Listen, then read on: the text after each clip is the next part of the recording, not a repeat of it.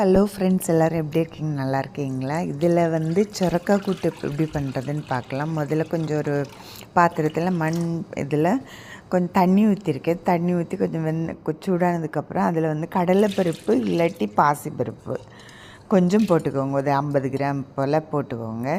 அதை வந்து நல்லா குக் பண்ணணும். நல்லா குக் ஆனதுக்கப்புறம் ஓரளவுக்கு நல்லா மசியக்கூடாது, முக்கால்வாசி குக் ஆகணும். மசிஞ்சிடக்கூடாது. மசிஞ்சால் நல்லா இருக்காது.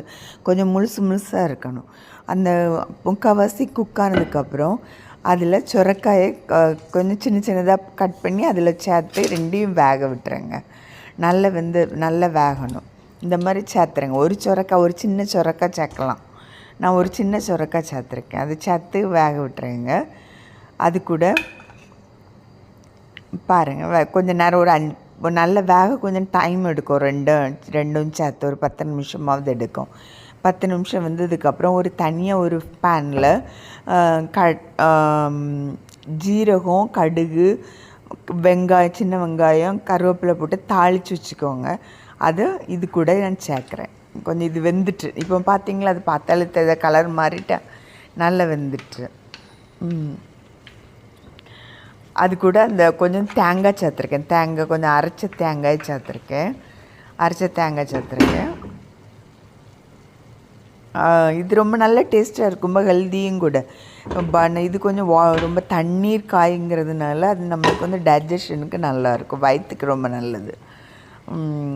இப்போ அந்த இதை நான் கொஞ்சம் தாளித்து வச்சதை இதில் சேர்க்குறேன்.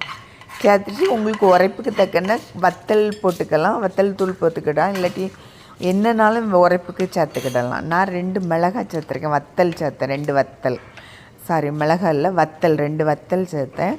அது கூட கொஞ்சம் வத்தல் பொடியும் கொஞ்சம் போட்டேன். மஞ்சள் பொடியும் போட்டிருக்கேன். உப்பு, மஞ்சள் பொடி, வத்தல் போட்டு இறக்கி வச்சிட வேண்டியது தான். இது சாப்பிட்டா ரொம்ப நல்லாயிருக்கும். நம்ம சாதத்தோடு வச்சு சாப்பிட்லாம், சப்பாத்தி கூடயும் சாப்பிடலாம். பார்த்திங்களா, இது வந்து கொஞ்சம் வத்தல் போடுறேன். நல்லா கிளறிட்டு பாருங்கள்.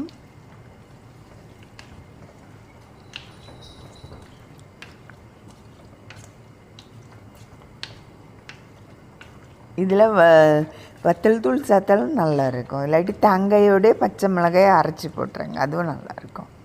இன்றைக்கி நான் அரைக்கல தேங்காய், வெறும் தேங்காய் தான் அரைச்சிருந்தேன். செய்து பார்த்துட்டு எப்படி இருக்குன்னு சொல்லுங்கள். ஓகே, பாய். ரொம்ப நன்றி வீடியோ தொடர்ந்து பார்த்ததுக்கு. அடுத்த வீடியோவில் பார்க்கலாம். ஓகே, பாய். தேங்க்யூ.